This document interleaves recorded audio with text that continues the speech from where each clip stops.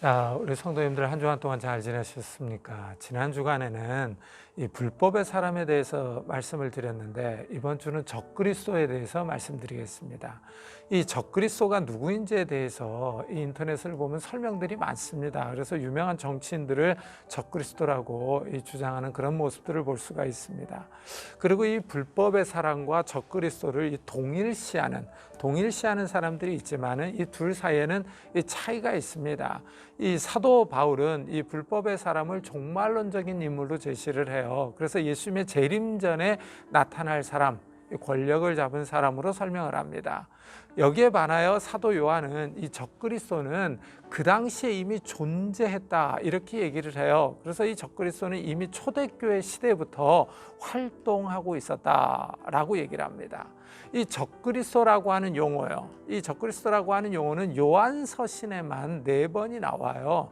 다른 서신에는 나오지를 않습니다. 그래서 요한일서 2장 18절에 보면은 아이들아 지금은 마지막 때라 적그리스도가 오리라는 말을 너희가 들은 것 같이 지금도 많은 적그리스도가 나타났나니 그러므로 우리가 마지막 때인 줄 아노라 하고 설명을 합니다. 이 적그리스도는 헬라어로 안티크리스토스거든요. 이 전치사 안티와 크리스토스가 합성된 단어예요. 그래서 이 크리스토스는 기름 부음을 받은 자 이런 뜻을 가지고 있습니다. 구약 히브리어로는 메시아죠. 이 접두사 안티요. 이 안티는 첫째 무엇에 반대하여 이런 뜻을 갖고 있어요. 그러니까 적그리스도는 그리스도를 반대하는 자다 이런 의미입니다. 그래서 그리스도의 원수, 그리스도의 적이라는 뜻이죠. 그 다음에 이 안티, 이 전치사 안티가 두 번째 뜻이 무엇을 대신하여 이런 뜻이 있어요. 그래서 이 적그리스도는 그리스도를 대신하는 자를 의미합니다. 한마디로 얘기하면 가짜 그리스도죠. 거짓 그리스도를 뜻합니다. 근데 사도 요한은 지금은 마지막 때라 그러죠. 지금은 요 표현이 흥미가 있겠죠. 그러니까 사도 요한이 활동하던 당시를 가리키면서 그때가 마지막 때다 이렇게 불러요. 근데 이 마지막 때가 2번이나 나오고 있죠. 그러니까 마지막 때는 이미 시작된 거예요. 종말은 이미 시작된 겁니다. 이 신약 시대가 종말의 시대죠. 그리고 이 사도 요한은 이 편지를 받는 독자들이 이미 적그리스도가 올 것이라는 사실을 들어서 알고 있다고 얘기를 해요. 그러니까 이 적그리스도라는 표현은 이 독자들에게 새로운 개념이 아니라는 사실입니다. 그리고 사도 요한은 많은 적그리스도가 일어났나니 그러죠. 많은, 요게 흥미롭죠. 그러니까 적그리스도는 한두 명이 아니라 이 많은 적그리스도가 있다 이렇게 얘기를 해요. 자, 이 사도 요한 당시에 적그리스도가 있다고 하는데 그렇다면 적그리스도가 과연 누군가 하는 질문이 생기죠. 그 다음 구절, 이 2장 19절을 보면은 그들이 우리에게서 나갔으나 우리에게 속하지 아니하였나니 만일 우리에게 속하였다면 우리와 함께 거하였으려니와 그들이 나간 것은 다 우리에게 속하지 아니함을 나타내려 함이니라. 여기 보니까 함께 있다가 나간 사람들이 있어요. 그러니까 교회 공동체에 속해 있었는데 분리해서 나간 사람들입니다. 요한이 속한 교회 공동체에 남아 있었으면 같은 공동체 멤버였을 텐데 이들은 다 분리해서 나갔습니다. 의견이 다르기 때문이죠. 남아있는 공동체와 나간 공동체 사이에 분열이 생겼습니다. 그들이 나간 목적을 우리에게 속하지 아니함을 나타내려 함이니라. 그러니까 이 다르다는 것을 드러내기 위해서 분리해서 나간 겁니다. 그렇다면 이들을 이제 분리시킨 것은 또 무엇이냐 하는 거죠. 그래서 사도 요한은 이 남아있는 공동체 멤버들이 진리를 안다 그래요. 21절에 보니까 내가 너에게 쓰는 것은 너희가 진리를 알지 못하기 때문이 아니라 알기 때문이요. 또 모든 거짓은 진리에서 나지 않기 때문이라. 이 교회 공동체에서 떨어져 나간 것은 어떤 정치적인 문제나 교회의 관습 때문이 아니라 진리의 문제예요. 진리. 그래서 이 진리와 거짓의 문제다라고 얘기를 합니다. 이것은 곧 성경 말씀에 관한 문제죠. 교리에 대한 견해가 다르기 때문에 적그리스도의 세력이 떨어져 나간 겁니다. 이것은 다음 구절에서 더 명확하게 나타나요. 그래서 이 거짓이 무엇인지를 설명을 합니다. 22절에 거짓말하는 자가 누구냐? 예수께서 그리스도이심을 부인하는 자가 아니냐? 아버지와 아들을 부인하는 그가 적그리스도니 하고 설명을 하고 있죠. 그러니까 이 적그리스도의 실체, 이 본질이 무엇인지를 명확하게 여기서 설명을 하고 있습니다. 그래서 적그리스도는 예수님이 그리스도, 이 그리스도이심을 부인하는 자들이 적그리스도다라고 이 설명을 하죠. 이 그리스도는 이 메시아죠. 그래서 예수님은 구약에서 기다리던 메시아입니다. 그래서 이 구약은 메시아 대망 사상이 있어요. 메시아가 올 것이다라는 그런 사상을 갖고 있습니다. 그리고 신약은 그 메시아가 왔다, 그 메시아가 예수님이다라고 말을 하죠. 그러나 이 사실을 부인하는 사람들이 있는 거예요. 이들을 가리켜서 사도 요한은 적그리스도다라고 말을 합니다. 그러니까 적그리스도는 예수님이 그 메시아임을 거절하고 믿지 않는 사람들이죠. 그래서 이 적그리스도는 이 아버지와 아들을 부인하는 거예요. 이 하나님이 아버지시죠, 예수님이 아들입니다, 이런 사실을 부인하는 사람들이 있다 이거예요. 그래서 예수님은 요한복음에서 보면은 계속 하나님을 내 아버지라고 불러요. 내 아버지라고 부르면서 아버지와 자신은 하나다 이렇게 말씀을 하셨어요. 내 아버지는 만물보다 크심에 아무도 아버지 손에서 빼앗을 수 없느니라. 나와 아버지는 하나이니라. 그러니까 예수님은 하나님을 가리켜서 내 아버지라고 불러요. 자신의 신분이 하나님의 아들임을 드러내는 거죠. 그래서 이 아버지와 아들 사이의 친밀한 관계, 이것을 강조하고 있습니다. 그러면서 예수님은 하나님과 자신은 하나라고 주장을 해요. 하나, 이 표현이 의미가 있죠. 이것은 삼위일체 교리와도 관련이 있습니다. 이 말씀은 웨스트민스터 신앙고백을 빌려서 말하면은 이 아버지와 아들이 하나라는 것은 그 신성이 동일하다는 거예요. 그래서 본질과 권능과 영원성이 동일하다는 겁니다. 그러니까 예수님이 자신의 신성을 드러내는 거예요. 예수님이 성자 하나님이다 하는 것을 밝히시는 겁니다. 그러나 이런 그 예수님의 주장이요, 이 하나님의 아들이심을 부인하는 사람들이 있어요. 이들이 적그리스도죠. 그러니까 적그리스도는 이 정통교리를 부인하는 겁니다. 예수님의 신분을 부인하는 사람들이죠. 이 적그리스도는 아들을 부인합니다. 이것은 아버지를 부인하는 것과 같습니다. 아들을 부인하는 자에게는 또한 아버지가 없으되 아들을 시인하는 자에게는 아버지도 있느니라. 그렇죠? 이 아버지와 아들이 하나입니다. 동일한 신성이 있어요. 예수님을 본 사람은 아버지를 보았습니다. 예수님을 믿는 사람들은 아버지를 믿는 거예요. 왜냐하면 아버지와 아들이 하나이기 때문이죠. 이래서 예수님이 이렇게 말씀을 하시는 거예요. 나를 본 자는 아버지를 보았거늘 어찌하여 아버지를 보이라 하느냐. 내가 아버지 안에 거하고 아버지는 내 안에 계신 것을 내가 믿지 아니하느냐. 예수님이 육신을 입고 이 땅에 오셨습니다. 예수님을 본 사람들이 있는 거예요. 예수님을 본 사람들은 하나님을 보았다 그럽니다. 예수님이 하나님 안에 있고 하나님이 예수님 안에 있기 때문이죠. 예수님과 하나님이 동일하시기 때문에, 하나이시기 때문에 그렇죠. 그래서 아버지와 아들은 신성이 동일합니다. 본질과 영광과 영원성이 동일하시죠. 그래서 성부 하나님, 성자 하나님 이렇게 말을 하는 거죠. 이래서 아들을 부인하면 아버지가 없고 아들을 시인하면 아버지가 있다는 말은 이 하나님의 구원 사역에도 적용이 되는 거예요. 하나님이 그 아들 예수 그리스도를 통해서 이 구원의 길을 마련하셨어요. 하나님의 아들 예수 그리스도께서 십자가에서 죽으시고 3일 만에 부활하셨습니다. 이 사건을 믿는 사람들의 죄를 용서해 주시고 하나님이 영생을 주십니다. 하나님 나라에 들어오게 해주시는 거죠. 그런데 아들을 부인하면은 이런 하나님의 구원 계획 자체를 부인하는 거죠. 아들을 부인하면 이런 구원 계획을 준비한 아버지를 거짓말쟁이로 만드는 겁니다. 이래서 아들을 부인하면은 영원한 생명이 없습니다. 자, 사도 요한은 예수님이 그리스도이심을 부인하는 자들이 적그리스도다라고 선언을 했어요. 그런데 이런 적그리스도의 행위를 하는 사람들에게는 이 적그리스도의 영이 있다 그럽니다. 영이 있다.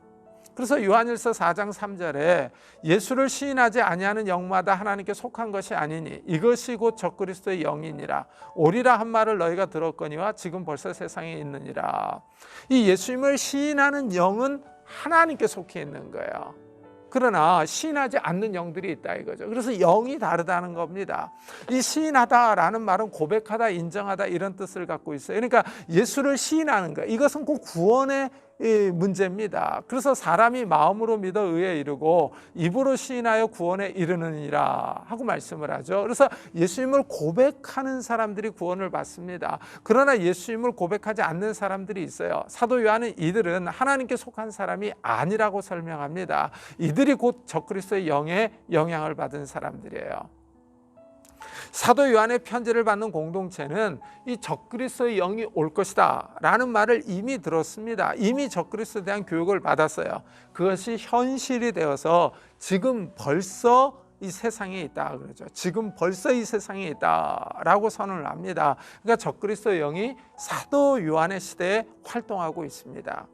이래서 사도 요한은 영을 분별하라 라고 권면을 해요. 요한일서 4장 1절에 보면 사랑하는 자들의 영을 다 믿지 말고 오직 영들이 하나님께 속하였나 분별하라. 많은 거짓 선지자가 세상에 나왔습니다. 그죠? 그러니까 사도 요한은 영을 다 믿지 말라 그래요. 믿지 말라. 왜냐하면 영이 다르기 때문이에요. 그러면서 영을 분별하라 그러죠. 이 분별하라 라는 말은 명령형으로 너희는 시험하라, 너희는 증명하라 이런 뜻을 갖고 있어요. 이 분별하다라는 단어는요, 금속을 분석, 측정, 검사하는 것을 의미해요. 여기서는 영을 분석하고 증명해 보라는 겁니다. 그 영이 하나님께로부터 나왔는지 아니면 거짓 선지자로부터 나왔는지를 시험해서 증명하라는 거죠.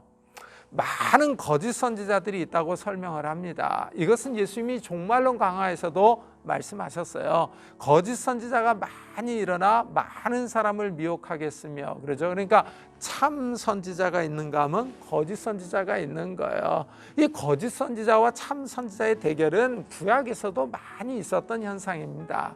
이스라엘의 아합 왕이 아람과 전쟁을 하려고 계획을 하죠. 이때 많은 선지자들이 나와서 이 400명의 선지자들이 왕의 의견에 동의를 하면서 전쟁에서 승리를 취하라고 예언을 합니다. 이때 딱 한 사람 미가야. 이 미가야가 다른 의견을 말하죠. 이 거짓말하는 영이 선지자들의 입에 있어서 거짓을 예언한다고 설명합니다. 그러면서 아합 왕이 죽을 거라고 하죠. 미가야 선지자의 말대로 성취되는 이런 모습을 봅니다. 이런 거짓 선지자와 참 선지자의 대결은 유다 나라가 망할 때도 있었어요. 그래서 예레미야는 유다가 망한다 하고 예언을 했는데 이 거짓 선지자들은 평안을 설교했죠. 그래서 예레미야가 이 나무로 멍에를 만들어서 목에 메고 예언을 했습니다. 그러니까 하나냐 선지자가 예레미야의 목에 멍에를 꺾어버렸죠. 그러면서 2년 안에 바벨론의 포로로 잡혀간 사람들과 성전 기구들이 돌아올 것을 예언했습니다. 하지만 하나님은 나무 멍에 대신 새 멍에를 준비해서 가서 하나냐 선지자가 죽을 것을 말하라고 하셨죠. 그래서 하나냐가 그 해에 죽었습니다. 예언이 이루어졌죠. 이렇게 거짓 선지자들의 역사는 계속 있어 왔었어요. 그렇다면 이 구약의 거짓 선지자들과 사도 요한 당시의 거짓 선지자들의 차이점이 있는데 그 차이점이 뭐냐면은 사도 요한 당시의 거짓 선지자들은 거짓 교리를 가리키는 거야. 이 거짓 교리인데 이 거짓 교리가 예수 그리스도께서 육체로 오신 것을 부인하는 겁니다. 성육신을 믿지 않는 거죠. 이로써 너희가 하나님의 영을 알지니 곧 예수 그리스도께서 육체로 오신 것을 시인하는 영마다 하나님께 속한 것이요 예수를 시인하지 아니하는 영마다 하나님께 속한 것이 아니니 이것이 곧 적그리스도의 영이니라. 오리라 한 말을 너희가 들었거니와 지금 벌써 세상에 있느니라. 그러죠. 그러니까 적그리스도의 영은 예수님의 성육신을 거부합니다. 사도 요한은 다시 이것을 명확하게 설명을 하는데 미혹하는 자가 세상에 많이 나왔으니 이는 예수 그리스도께서 육체로 오심을 부인하는 자라. 이런 자가 미혹하는 자여 적그리스도니 하고 설명을 하죠. 그러니까 이 미혹하는 자가 있다라는 거죠. 이들은 사람들을 속이고 잘못된 길로 인도하는 사람들이죠. 정통신앙을 거부하고 이상한 소리를 하는 사람들입니다. 이들이 적그리스도예요. 예수님이 육신을 입고 이 땅에 오신 것을 거부합니다. 이것은 예수님의 역사성을 부인하는 것이죠.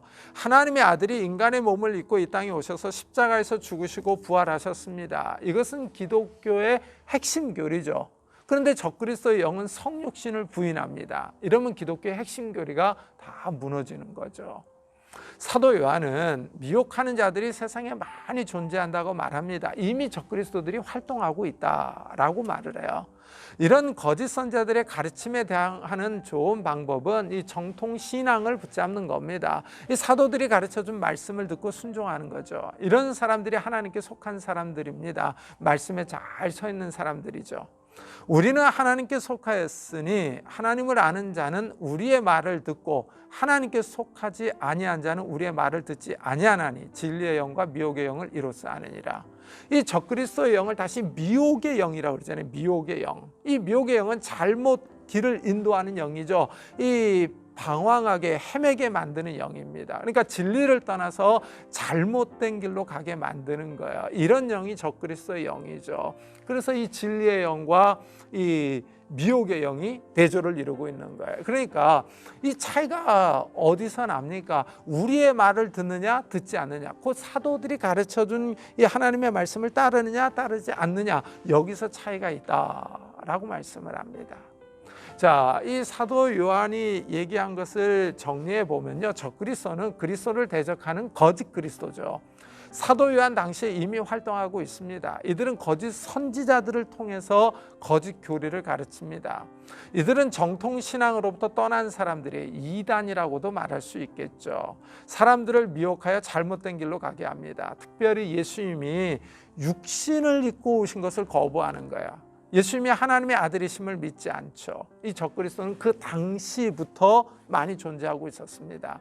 이런 사실에 근거해서 종교 계획자들은 교황을 적그리스도로 해석을 합니다. 그리고 웨스트민스터 신앙 고백은 적그리스도를 불법의 사람으로 해석하면서 이 교황을 지목하기도 했죠. 하지만 이 불법의 사람과 적그리스도는 구별이 되는 거예요.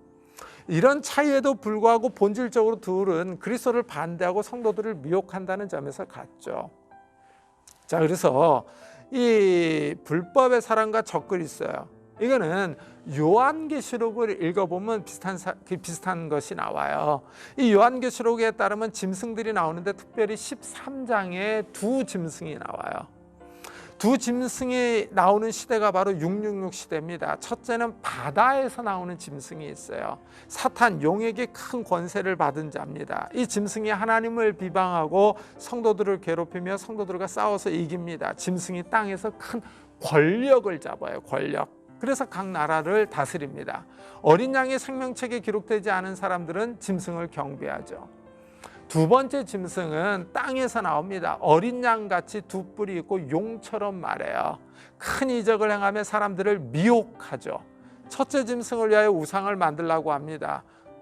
우상을 숭배하게 하죠. 이 둘째 짐승이 바로 거짓 선지자예요. 거짓 선지자. 그러니까 이 사도 바울이 말한 불법의 사람은요, 첫째 짐승하고 밀접한 관련이 있어요. 왜냐하면 권력을 잡고 있기 때문에 그렇습니다. 그리고 이 두 번째 짐승은 이 사도 요한이 얘기하는 적그리스도일 가능성이 아주 높습니다. 자, 요즘 시대가 많이 어수선한데 정말 이 적그리스도의 영이 활동을 하고 있는 거죠. 이런 시대에 깨어있는 성도님들이 되시기를 축복합니다.